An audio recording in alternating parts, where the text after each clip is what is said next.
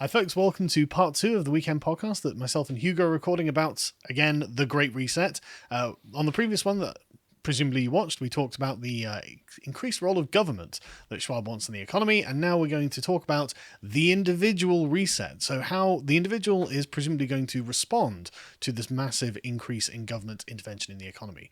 So Hugo, how screwed are we? So the individual reset is part of Klaus Schwab's book. He says there is a macro reset, micro reset, and individual reset.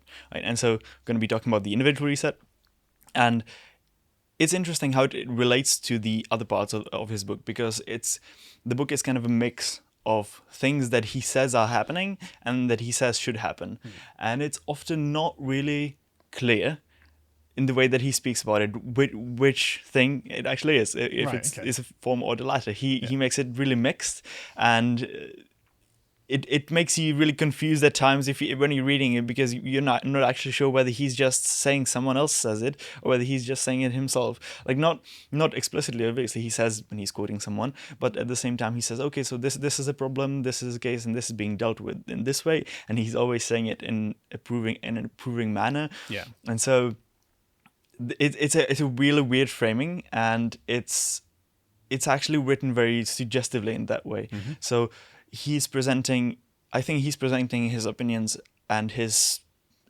what he would like to see and what he would like to do as something that is already happening, and that is already like one solution that is already being practiced to some problems that we have around us now. And so this part of the individual reset is more of saying what is going to happen, what is happening in response to all the changes that we have had over this year, in response to the pandemic and the lockdowns and everything. And so he says that how we relate to other people and to our world will change because of the pandemic and because of what's going on. Mm-hmm. And so he's got 3 main sections of this, subsections of this section: redefining our humanness, mental health and well-being, and changing priorities. Redefining our humanness. Yeah, he doesn't. Just for anyone, like this is one of the most ancient of philosophical questions. What does it mean to be human? What is a good human life? What does it involve? And I mean, I don't want to talk Klaus Schwab down, but I just don't think he's the guy to answer this. It's been going on for thousands of years. I don't think that's exactly what he means, because I'm sure it's not. he doesn't mean how should we redefine our humanness, but how is our humanness being redefined faced with these challenges of this year. How is it being done for us? Right, okay. Yeah. And so he says that during the first months of the pandemic, when people were helping each other out, and you can see like these all random kinds of acts of kindness, in terms of what we valued, the notions of cooperation, communitarian ideas, the sacrifice of self-interest for the common good, and caring came to the fore.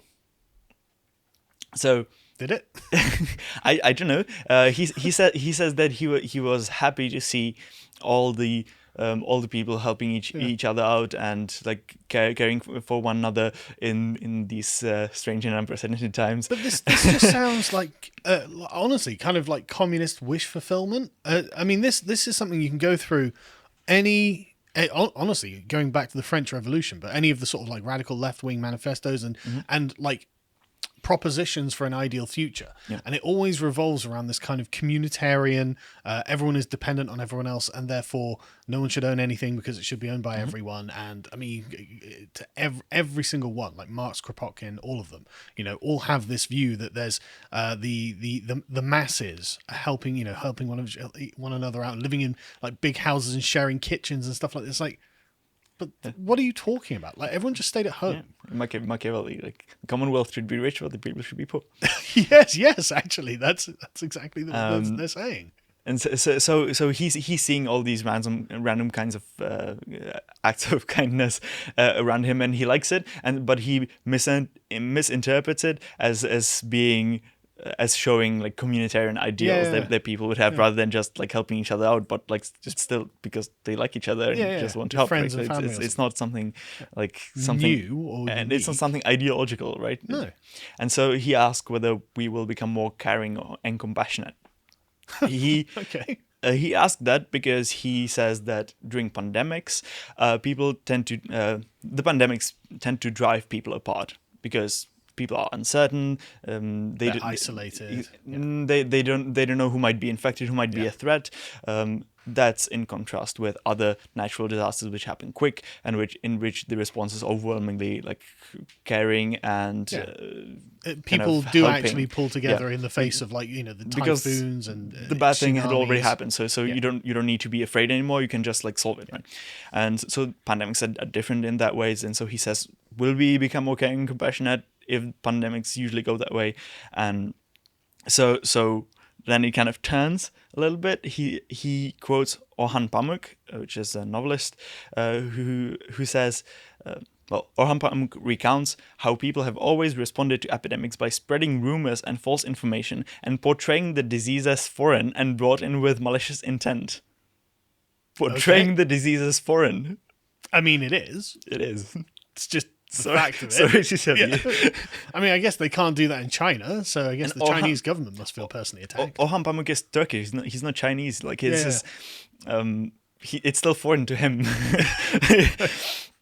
And it's so this whole individual reset part is really annoying to read in some way because he uses the word "we" all the time, and for the individual reset. He attempts to construct this kind of communitarian narrative that we are all in this together, and we all need to like pull on the same side of the rope, end of the rope.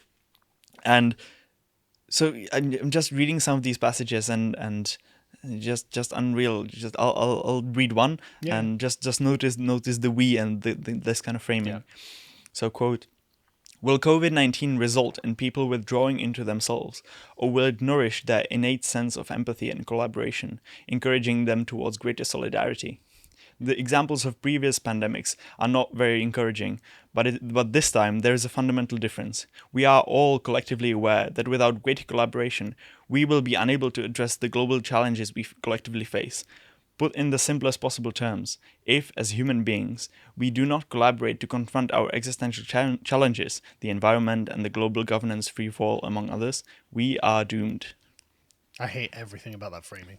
Exactly. And so what I was kind of thinking when I read it is, like, we're not filming this live, so this people can rewind. And so when people watch it, they should try to, like, in their minds, replace "we" with something like Davos, or like "we" as in Klaus Schwab's group, right? Yeah. And so do that, and then rewind and listen to me say it again, because I think it's very telling. If you think of it like that, it makes much more sense, because there are threats to Klaus Schwab's kind of idea of the world, and that they are real, and some of them are intensified by the pandemic and by what's going on. And so he is right in saying, okay, if we don't do something really fast and really intensely, we're not going to have as much power in the future, which is true. And so if you read it in that kind of sense, then it makes much more sense. But the thing is, I mean, and that's good, because it doesn't make any sense prior. We have to be collaborative. Yeah. Human beings have always been collaborative in literally everything they've ever done. Even taking up a like arts and crafts project is collaborative, because you had to go to the shop to buy the equipment. And that, there's Milton Friedman's famous sort of pencil example. It's like where he goes through the economic life that is required to make a pencil. The graphite comes from here, the wood comes from here, it's all put together in a factory here, it's distributed around the world, and eventually you get like a very cheap pencil because of the way that the system works. And it's like, okay, you can't say that's not collaborative. Like, again, this is like, he's not setting up anything new, anything unique. This is not something, he's thought up, humans need to be collaborative. Shut up, Klaus. That doesn't make any sense. You're not dividing all of human history into the non-collaborative part, and then now the Klaus Schwab era is going to finally, we agreed we were going to work together. He's acting as if the whole world was just like islands of Robinson Crusoe's, Hobbes, right? Yeah, Hobbes is... No, like islands of individual Robinson Crusoe's that were just like doing crafts and stuff with like bare hands and a knife. And Klaus Schwab came along and said, we should work together. If it were like that, there would be no civilization. That's not like, this is just such a the framing is so terrible. I can't even... I agree. I completely agree. So he says, he ends the he talks then about the difference between utilitarian calculus and the sacrosanct principle of sanctity of life, and how these two go together if people decide how to deal with the pandemic or do lockdowns or not do lockdowns, things like that. This is a whole like Pandora's box that I don't want to open right now because it's just good, because I'll go off much. on one about utilitarianism. So let's move on. We can have that for another second. I think we should, because there is a lot to say about utilitarianism. And so in the Redefining Our Humanness, how he ends that segment is, I'm calling everything a segment now, that subsection is saying, if in the future we abandon the posture of self-interest that pollutes so many of our social interaction, we may be able to pay more attention to issues like inclusivity and fairness. I never thought about inclusivity and fairness before, Klaus. Exactly. We were constantly obsessed with being unfair, right? Until you mentioned it. Constantly polluted with our self-interest. Yeah. Well, yeah. But imagine viewing self-interest as a form of pollutant. How bizarre your worldview must be, because obviously for normal people, self-interest is just their daily life. You can't help it. You're a biological organism with demands made upon you by the world. You've got to act in your self-interest to some degree. You're oppressed by nature. Yeah, you are being oppressed by nature. Yeah, that's right. Yeah, and so it's incredible that he sees it as something that pollutes. Right, That's amazing. It's just not something that is conducive to social cooperation, and without like that, there's just a response to biology, a response to just the world around us, and around which we can create our civilization that is nice and fair and inclusive, consequently, right? It seems like you go to a swamp and you pour some clean water into it, and you say, "Oh, my clean water's become polluted." It's like, well, I mean, it's a swamp. Like, this is just, human beings are naturally like this, all over the world. Why are you acting like this is the unusual part? So bizarre. Well, the new socialist man isn't like that. That's true. That is exactly true. And that's exactly what he's going that's for. That's a historical thing. Look it up if you know. If you don't know what we're talking about. Yes. Yeah. Right. And so then the other subsections of his individual reset are mental health and well-being and changing priorities. So with mental health, he's just quoting a lot of psychologists saying that the pandemic has had a devastating effect on mental health, and he's completely right about that. And he lists just like dozens of examples of effects of the pandemic and the lockdowns. He like doesn't make that distinction that much, but he does mention everything that's been negative about. And that's all broadly true. Yeah, that's very true. And I don't really have much to say against what he's saying here because he's just stating the facts, and if anything, he's understating it, which is horrible. But that's forcing human beings into isolation is usually usually regarded as a cruel and unusual punishment. Yeah. And so the last part is changing priorities. And so he says that many people will ask themselves what is really important in their lives amid all the changes that have happened. And when people are forced to be alone and to kind of think about themselves and their own lives, and they're not really allowed to do anything else, they think about what's really important for them. So that might change some of their priorities even going forward, which is true. Like that's relevant. Like some people who have living very consumerist lifestyle, for example, might reconsider that and say, okay, like, is this really important for me, or have I just been doing it because it's like a treadmill? It's just something that happens naturally.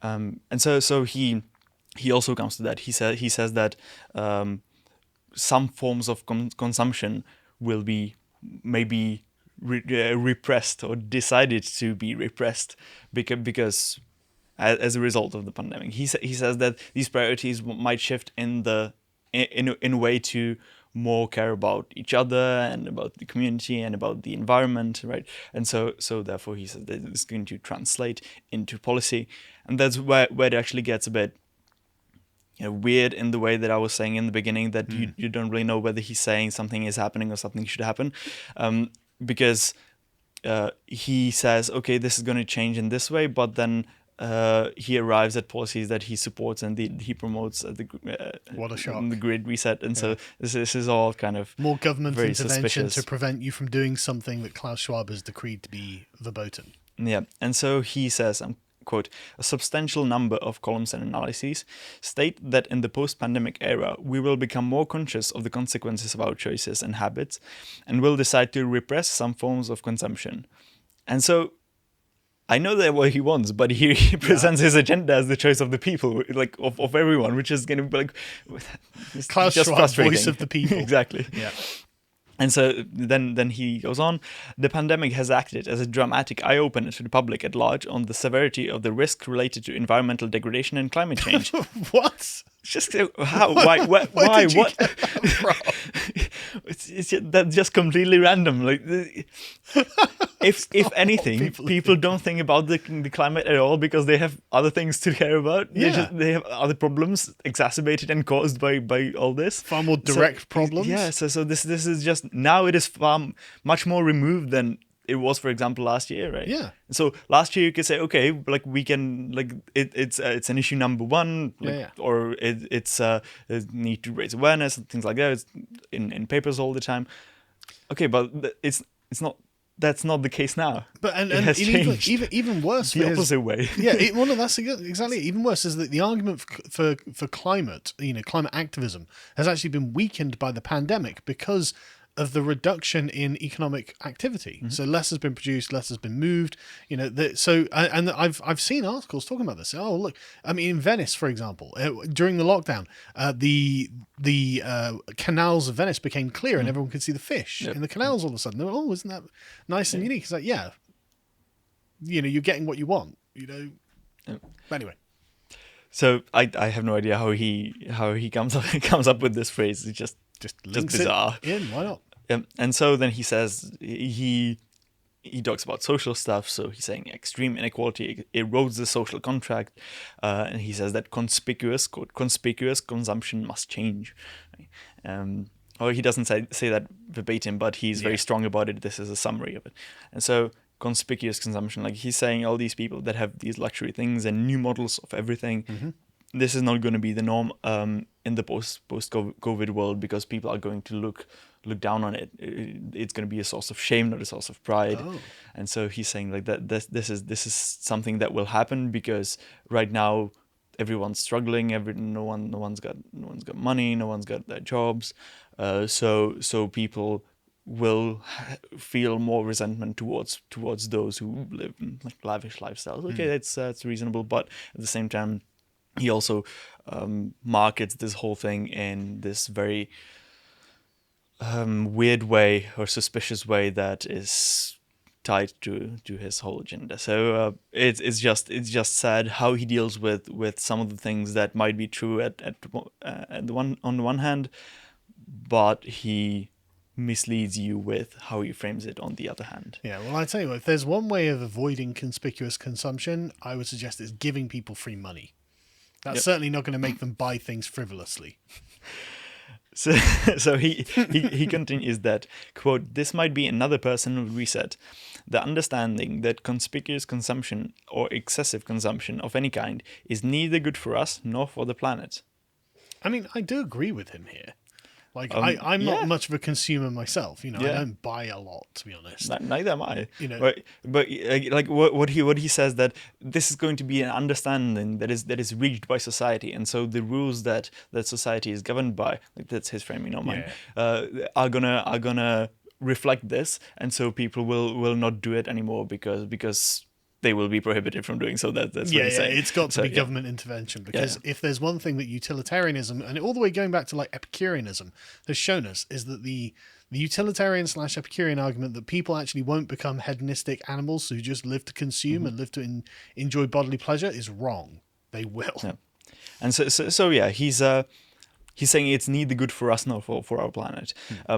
Okay, maybe it's not good for him. Maybe it's not good for me, for you. I actually do agree with you. But okay, maybe the government shouldn't have an action. Maybe it's not good for him or me or you, but it might be good for someone. I don't know that better than they do, right? Yep. So I wouldn't be making that statement for everyone. Especially if I'd not just come out of a segment where I'm saying, well, by the way, we're going to have government controlling almost every aspect of your life. Yeah. And also, you need to stop consuming this. You need to stop doing that. It's like, I mean, like you say, on a personal level, I do agree with him. That we, don't be just a Kuma. Don't spend all your money on sugar and caffeine and alcohol and all this sort of stuff. Don't buy just random junk from China. I agree with these things, but I don't want the government telling me I can't do these things. Exactly. It's saying, you're saying that people shouldn't do it, not that people shouldn't be allowed to do it. But if it's a personal if it's not a personal choice, that it has no value. Yeah, exactly. And not just that. There could be a time where that is a necessary thing to do. You might need to do something like that. And I don't know. I'm not going to judge.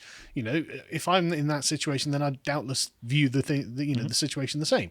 But like you say, I just don't think the government should be able to tell you shouldn't be able to, or you can't do that. It's your decision to make for yourself. Yeah. And the thing is, if it's not your decision to make, then you're not gonna. The point of understanding and making these decisions is you growing as a person, you becoming a more mature person, and becoming more responsible with yourself and the environment around you. If you take that away from people, then you're going to just infantilize them and create a generation of isolated, atomized Kumas who just have nothing else to do but just follow orders. Awful future. But that's why I'm saying it has to be a personal decision, because when it's not, it doesn't affect you. It's forced upon you, and it doesn't change you, right? You need if you want to change yourself by not being in that way in some kind of a sorry state of existence in one way or the other, you need to make the change happen. You can't be forced into it. That's not how it works. Yes, if you don't choose it for yourself, then it's worthless. Yeah. And so that's been basically everything. So I just like to wrap it up. And just by saying that this whole thing is very weird, as I said in the beginning, in the way that you never know when Schwab is actually talking about what is going on, what is happening, and just documenting things, and when he's advocating for things. And so he's not saying just what happens, but he's also personally in a position to pave the way for something to happen if he wants to. He's not just an observer. He's just not describing what's going on around you. He's also building your future. So it's very much a plan for the future, for your future. That he's not going to be subject to. Yeah. And so even if he's just saying okay, this is happening, this was a response to this. One thing is he's saying it in an improving manner. Another thing is he's in a position to promote the solutions that he'd like to see and push away those that he wouldn't. So this is just it's way more suspicious when he talks about when he's just describing something just because of who he is. Okay.